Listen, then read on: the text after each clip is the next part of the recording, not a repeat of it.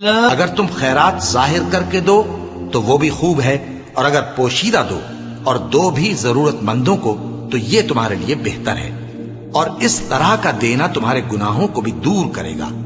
اور اللہ کو تمہارے سب کاموں کی خبر ہے۔ اور ہاں، تم جو خرچ کرو گے تو ان حاجت مندوں کے لیے جو اللہ کی راہ میں رکے بیٹھے ہیں اور ملک میں کسی طرف جانے کی طاقت نہیں رکھتے اور مانگنے سے آر رکھتے ہیں، یہاں تک کہ نہ مانگنے کی وجہ سے ناواقف شخص ان کو تونگر خیال کرتا ہے،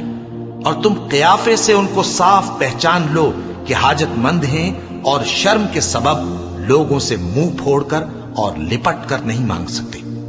اور تم جو مال خرچ کرو گے کچھ شک نہیں کہ اللہ اس کو جانتا ہے۔ جو لوگ اپنا مال رات اور دن اور پوشیدہ اور ظاہر اللہ کی راہ میں خرچ کرتے رہتے ہیں، ان کا صلہ ان کے پروردگار کے پاس ہے، اور ان کو قیامت کے دن نہ کسی طرح کا خوف ہوگا اور نہ غم۔